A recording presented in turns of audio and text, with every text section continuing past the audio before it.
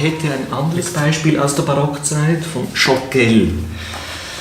Barockzeit, das ist also das wäre auch wieder 1750 ungefähr. Ich weiß jetzt die Zahl ja, okay. genau. 1759. 18th century. Henri Louis Choquel. And this is a book by Milling. Ja, genau. Ah, okay. Und Milling selber, gibt zu oder bestätigt, also Choquel verwendet den Vibration-Begriff im Sinne von Vollschlag.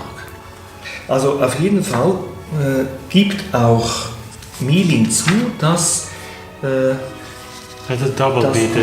weil er schreibt, Choquel schreibt, 1 und 2 sprechen bei jeder Schwingung des Pendels. Bei jeder Schwingung 1 und 2 sprechen. 1, 2, 1, 2, dann ist es eine Doppelschwingung. Oder? Bei jeder Schwingung soll man 1 und 2 sprechen. Ja. 1, 2, 1, 2. Genau. So in this regard, this is a unique description. So. Ja. Genau. Ja. Aber da gibt auch Milling zu, in dem Zusammenhang, an der Stelle verwendet Choquel den Begriff Vibration im Sinn von Doppelschlag.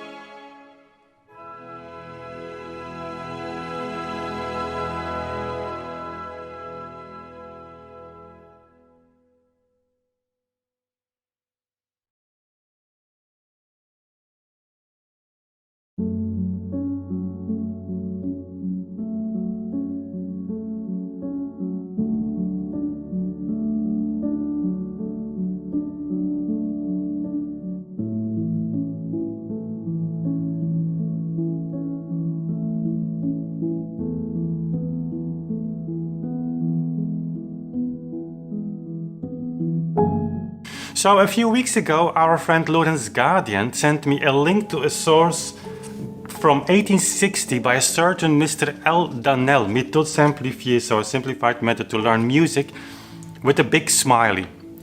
And this smiley indicated basically that the discussion about whether whole beats, so the double beat metronome theory, really existed completely ends here. So this source only that I'm about to present to you, this source only ends the whole discussion about the existence of the whole beat theory.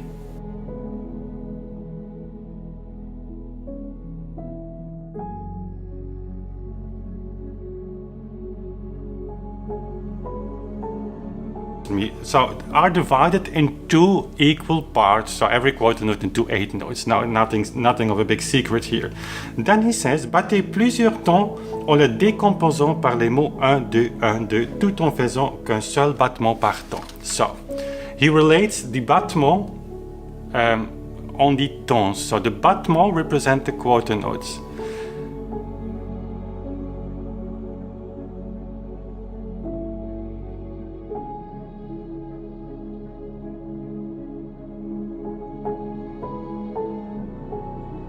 While you marking the quarter notes, you count 1, 2, 1, 2, 1, 2. So every quarter note marks with the 1, the 2 marks the 8 notes.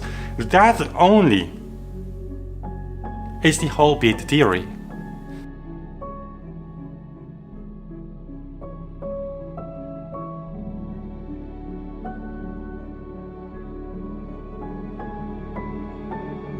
Anyway, every battement marks the tones, but you subdivide them in beating the time to indicate the 8 notes. See the relevance already with the metronome. 1, 2, 1, 2, 8 note, 8 note, 8 note, 8 note, quarter note, quarter note, quarter note. Again, at the end he will make this connection himself. So then he continues, if you know that, you're going to learn to beat the time signatures. So, and then he gives actually the same schedule, the same schemes as we today still apply. So you have in the 4/4 time signature, you have 1, 2, 3, 4. But he makes it an in-between step. Danel says in order to learn that, you still have at first start by expressing, so saying it out loud, the 1, 2. So you do, what you actually do is 1 down. How do you say that? So he says literally, bas 2, gauche 2, droite 2, haut 2. So in English it would be down 2, left 2, 3, 2, and then up 2. So every time you mark the quarter note, you still hear the 8 note, down and up and up and up and up and up. And so you have the quarter notes, you mark the 8 notes.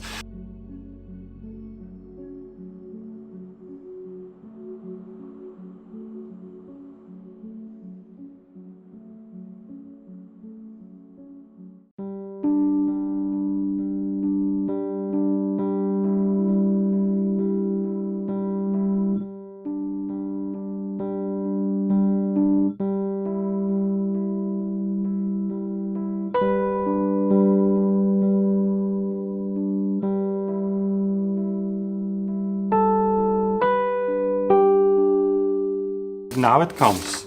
So now I come at the real platinum passage. There's a footnote there where he says, in English, beaucoup de personnes, and in French, beaucoup de personnes éprouvent de la difficulty, and so on. Let me translate it right away. So a lot of persons find it difficult by doing bas 2, left 2. I'm mixing now French and English, but in French it's bas 2, gauche 2, droite 2. So mixing this quarter notes movement by still indicating the subdivisions, the unity, the 8 notes. So a lot of people will find that this is very difficult. So what to do in those cases? You go back, he says, to the simple up down. So now you mark the 4 tones with just a simple up down movement. 1, 2, 2, 3, and 4, and 5. And now it comes. So actually this already is whole beat theory. It's 1 quarter note and 2 quarter note and 3 quarter note and. But then he says, elle pourrait, à la rigueur, battre tous les tons du même son, c'est-à-dire du haut en bas. So that we explained. So in that case, let them just return to the up down and mark the tone as we have learned. So 1, 2, 1, 2, as in the beginning. And now, cela produira le même effet que le métronome. This will produce the same effect as the metronome does. So he makes a black and white comparison here.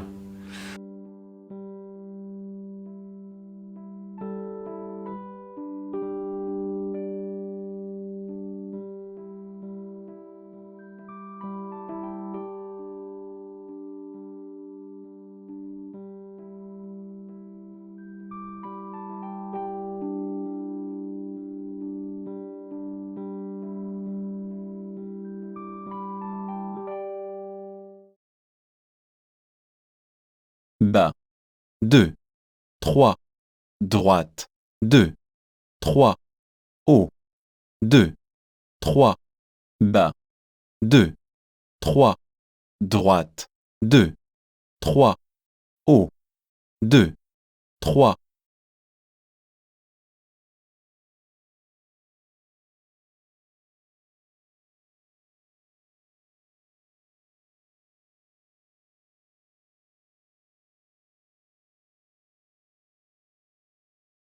bas, 2, 3, bas, 2, 3, haut, 2, 3, bas, 2, 3, bas, 2, 3, haut, 2, 3.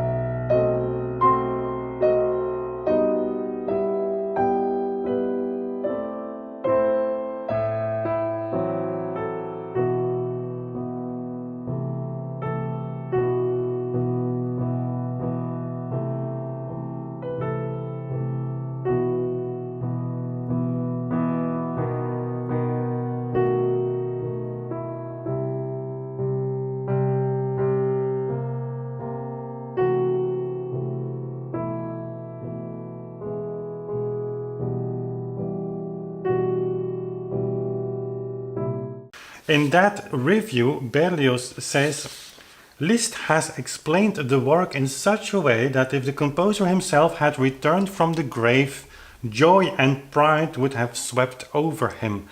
Not a note was left out, not one added. I followed the performance with the sheet music. Not one alteration was made in the tempo that was not indicated in the text. It was the ideal performance of a work with the reputation of being unperformable. Liszt, in bringing back a work that was previously not understood, has shown that he is a pianist of the future. Honor to him. As Noordetuin also rightfully concludes, whether or not actually Liszt followed the metronome mark in the score is difficult to say, but Berlioz's article seems to suggest that Liszt's performance was probably not far off.